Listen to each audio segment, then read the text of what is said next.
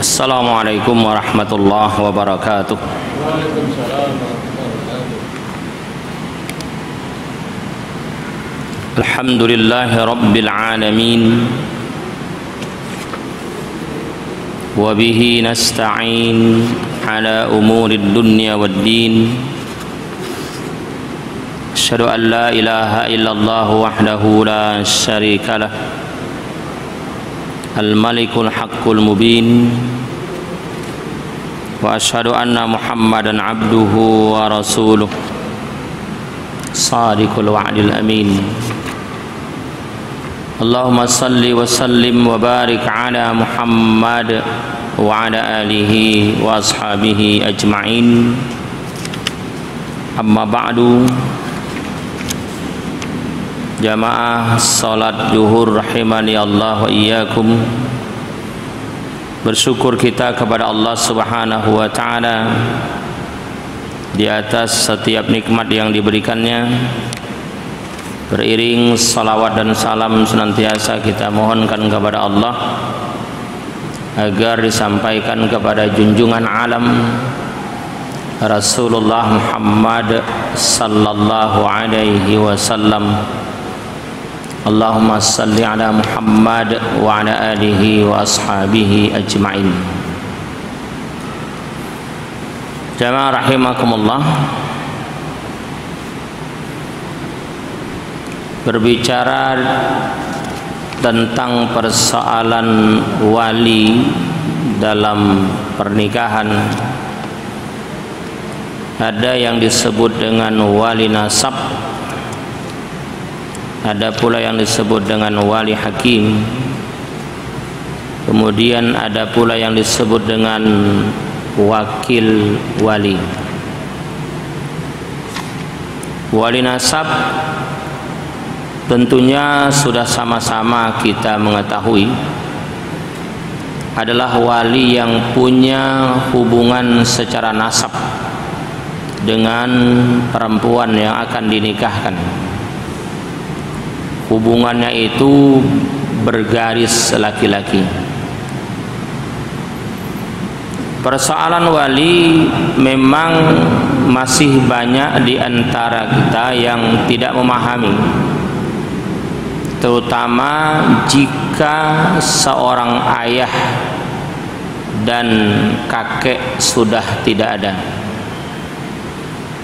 Banyak yang salah paham, menganggap bahwa saudara ayah berhak, padahal saudara ayah belum bisa menjadi wali. Karena wali yang ketiga itu adalah saudara kandung dari perempuan yang akan menikah.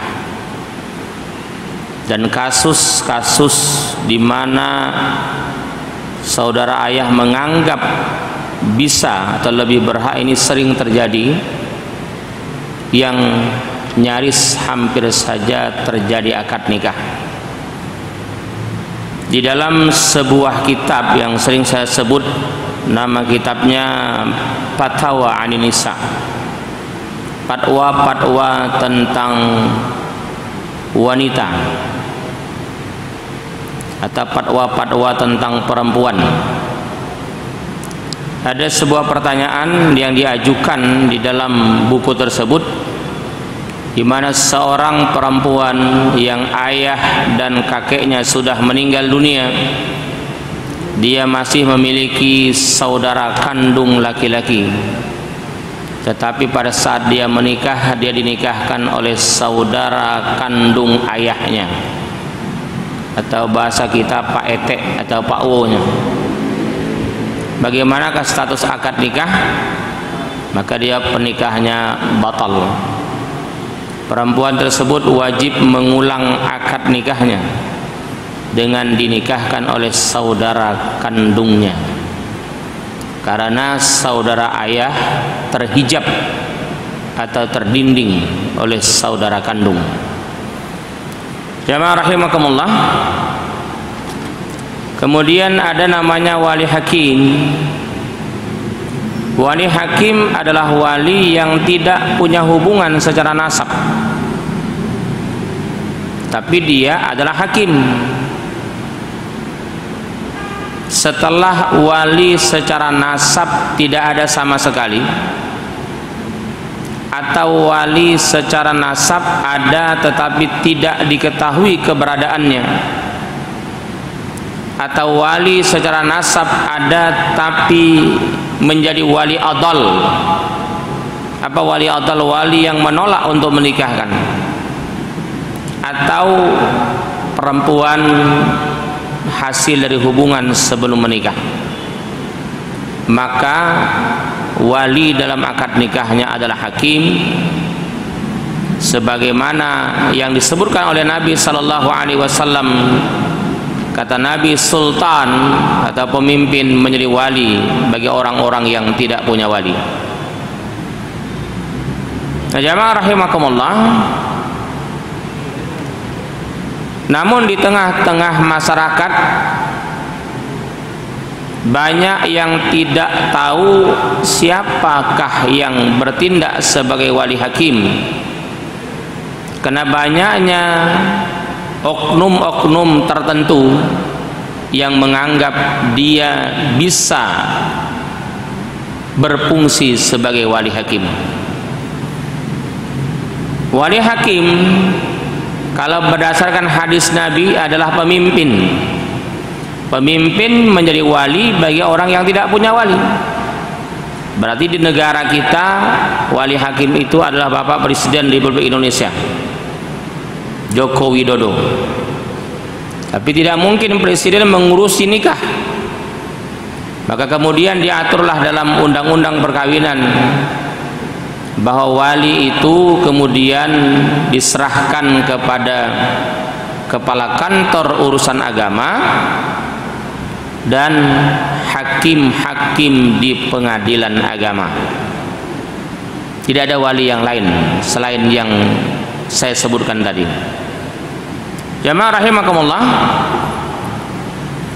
Kemudian yang ketiga ada istilah wakil wali. Berwakil perwalian hukumnya sah, kepada siapapun boleh mewakilkannya. Ini yang lazim kita lihat dalam pelaksanaan prosesi akad nikah, khususnya di daerah kita. Tatkala seorang wali, katakanlah ayah dari si perempuan, kemudian ditanya oleh petugas, "Bapak langsung menikahkan atau berwakil?" Rata-rata menjawab, "Saya berwakil." Berwakil sah, walaupun lebih utama tidak berwakil. Berwakil itu tentu ada akad perwakilan. Si wali kemudian mewakilkan kepada petugas. Ada akadnya, ada ijab kabulnya. Dengan ini saya mewakilkan kepada Bapak untuk menikahkan anak saya, nama si Polan dengan si Polan, maharnya sekian. Lalu dijawab, "Saya terima perwakilan wali dari Bapak untuk menikahkan anak Bapak bernama ini dengan si Polan, maharnya sekian." Lalu si wakil itu yang mengijabkan. Makanya wakil kemudian mengatakan, walinya ayah kandungnya, dia berwakil wali kepadaku. Nah, jamaah rahimakumullah, dalam peraturan yang ada di Departemen Agama, khususnya di kantor KUA, ada lagi istilah taukil wali, surat perwakilan wali, ya. Di mana sering terjadi tatkala anak mau menikah, ayahnya mungkin tidak bisa hadir, maka si ayah harus membuat surat pernyataan perwakilan wali yang disebut dengan surat taukil wali, di mana dia membuat pernyataan itu langsung datang ke kantor urusan agama di mana dia berdomisili. Kemudian di depan KUA dia ikrarkan. Surat itu kemudian ditujukan ke kantor KUA tempat anak perempuannya berdomisili. Ini yang disebut dengan surat taukil wali. Nah, jamaah rahimakumullah, persoalan wali ini memang perlu untuk kita teliti, karena sudah banyak terjadi pernikahan tidak sah. Akibat apa? Akibat salahnya wali. Apalagi adanya anggapan di masyarakat yang mengatakan bahwa seseorang yang sudah berstatus janda maka dia boleh berwali kepada siapapun. Ini saya sering mendengar. Kalau sudah janda mau nikah mudah, siapapun boleh jadi walinya. Ini paham yang tak jelas ya. Bahkan ada yang pernah menceramahkannya.